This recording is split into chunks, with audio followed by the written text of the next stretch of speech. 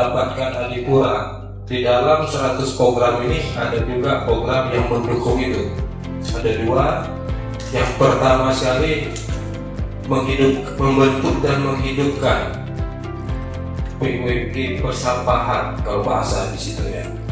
Mungkin itu bisa kita maknai atau kita tangkap peluangnya dengan hadirnya TPS 3R di tingkat kampung yang nanti bisa berkolaborasi dengan PWG.